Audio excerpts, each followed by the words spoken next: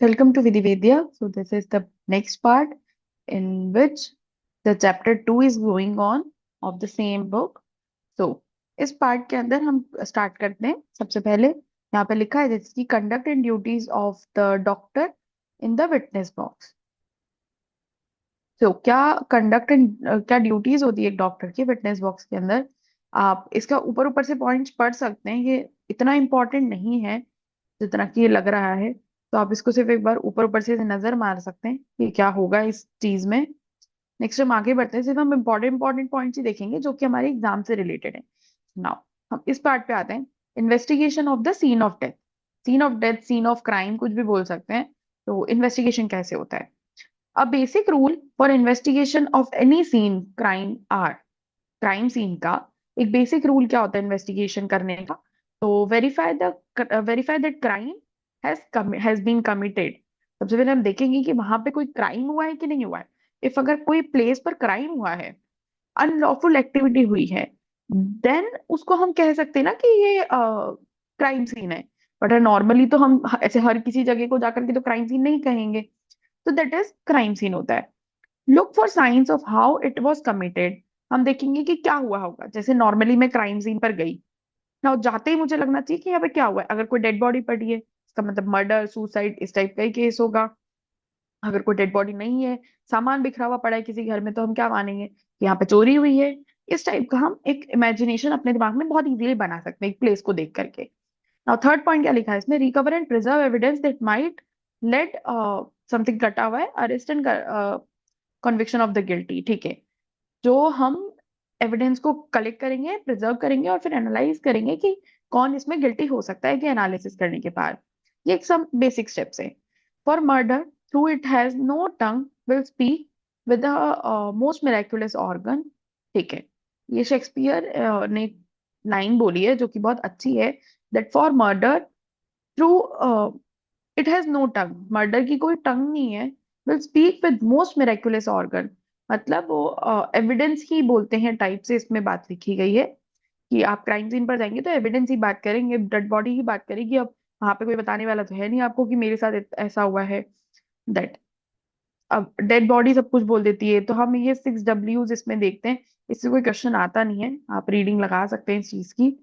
अब जैसे कि यहाँ पे लिखा है ना कि एक इन्वेस्टिगेशन ऑफ क्राइम सीन है, तो मैं इसके ऊपर आपको एक बेसिक जनरल बात कर देती हूँ कि हम कुछ स्टेप्स में इस चीज को देखते हैं कि एक क्राइम सीन पर क्या प्रोसीजर होना चाहिए। सबसे पहले से सबसे आखिरी तक क्या प्रोसीजर रहता है।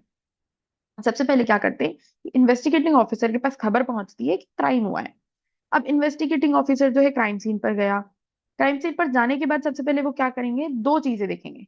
इफ अगर कोई डेड बॉडी प्रेजेंट है वहां पर, सबसे पहले देखेंगे कि अगर वो जिंदा है, that he is live, then सबसे पहले एम्बुलेंस बुला करके उसको मेडिकल ट्रीटमेंट दिया जाएगा। That is the first and foremost priority. Now second step क्या होता है हमारा, कि कैसे आप क्राइम सीन को प्रिजर्व कर सकते हैं। तो उसके लिए क्या करेंगे, सिक्योर कर सकते हैं। तो सिक्योर करने के लिए आप क्या करेंगे, सिक्योर द क्राइम सीन के लिए आप क्राइम सीन टेप का यूज करेंगे।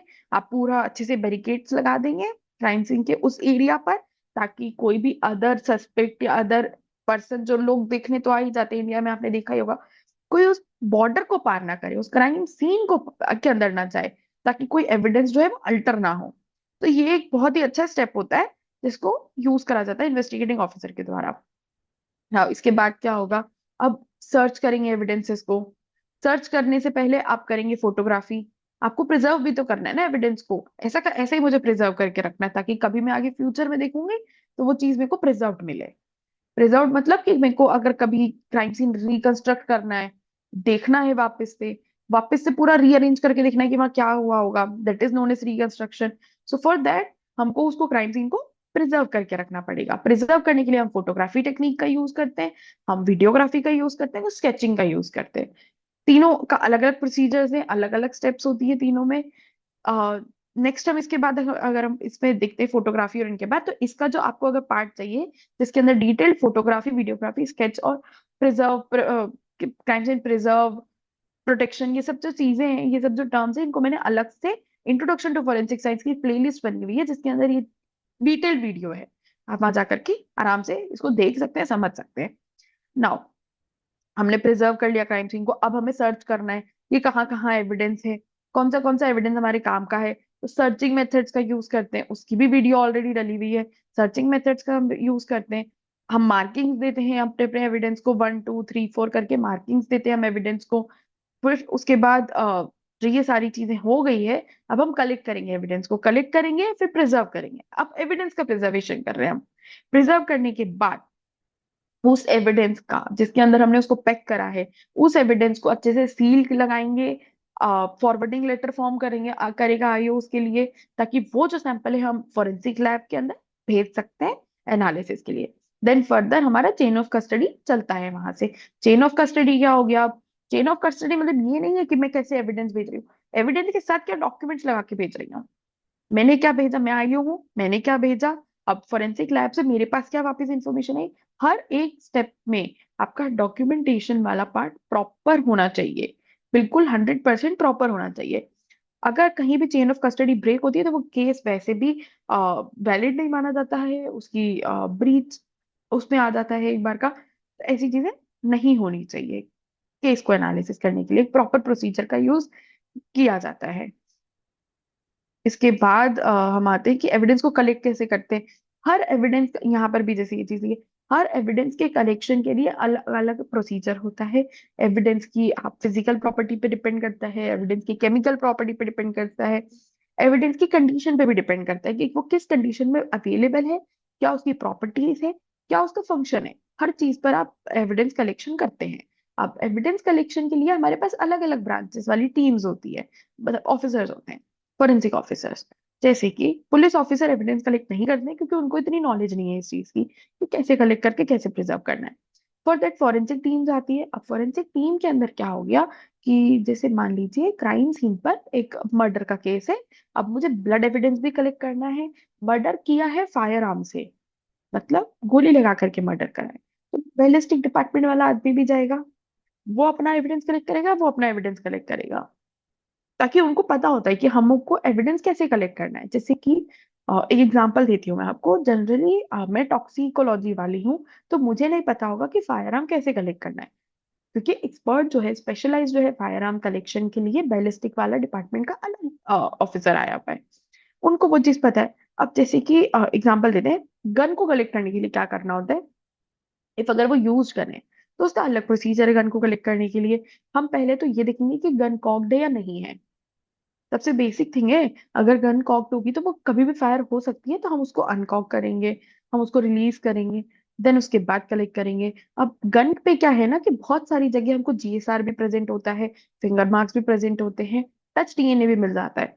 इसलिए गन को कलेक्ट करने के लिए हम क्या करते हैं, जो बैरल वाला पार्ट होता है, मजल एंड वाला पार्ट है, फ्रॉम दैट मजल एंड हम कोई भी स्टिक, पेंसिल, ऐसी चीज उसके अंदर डालेंगे, देन उसको उठाएंगे, या फिर हम थ्रेड की हेल्प से उठाएंगे, या फिर जो ट्रिगर वाला पार्ट होता है, उसका जो स्टॉक है अलग से, जो स्ट्रिप लगी होती है, जिसका कोई यूज नहीं होता है, नॉर्मली लोग उसको टच नहीं करते हैं फायर करते टाइम, उससे हम उसको पिक कर सकते हैं।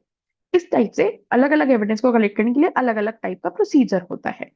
प्रिजर्व करने के लिए भी अलग अलग होता है। कुछ एविडेंस में सोडियम फ्लोराइड का यूज करते हैं, कुछ में NaCl सेलाइन, नॉर्मल सेलाइन का यूज करते हैं, कुछ में प्रिजर्वेशन ही नहीं यूज करते हैं। अब वो ऐसे भी डिपेंड करता है कि अगर कोई पॉइजनिंग का केस है, स्टमक प्रिजर्व करना है, कौन सा पॉइजन है। एक एक्सपेक्टेड आप पुलिस पोस्टमार्टम रिपोर्ट के अंदर आता है कि ये वाला ड्रग इसके अंदर प्रेजेंट है, सिम्टम से पता चल जाता है। सबका अलग अलग प्रोसीजर है, ये पार्ट टॉक्सिकोलॉजी के अंदर आता है। जैसे कि तो इसलिए हर चीज को अलग अलग टाइप से प्रिजर्व करा जाता है। अब मुझे पैक करना है उस एविडेंस को। मान लीजिए कोई ग्लास बॉटल है, या फिर मेरे को फायर एंड आर्सन वाले क्राइम सीन से कोई गैसोलीन की बॉटल मिल गई। अब उसके अंदर गैसोलीन प्रेजेंट भी है और मुझे प्रिजर्व भी करना है, उसका प्रोसीजर अलग होगा। ब्लड सैंपल को प्रिजर्व करने के लिए अलग प्रोसीजर होगा। ऐसे ही कोई सलाइवा सैंपल है तो उसको प्रिजर्व करने के लिए अलग से प्रोसीजर होगा।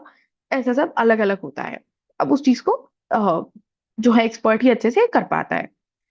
Procedure of criminal trials. अब क्रिमिनल ट्रायल्स प्रोसीजर क्या होते हैं, इससे हमको मतलब नहीं है, इससे कोई क्वेश्चंस बनते नहीं है, लेकिन कलेक्शन प्रिजर्वेशन से बनते हैं, तो आप उसको एक बार अच्छे से पढ़ लेंगे।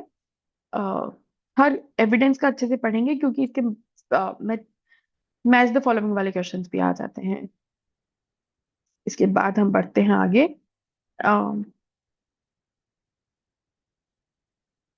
ठीक है, तो ये वाला चैप्टर भी खत्म हो गया है। इस चैप्टर के अंदर इसके अलावा और कुछ नहीं है पढ़ने का।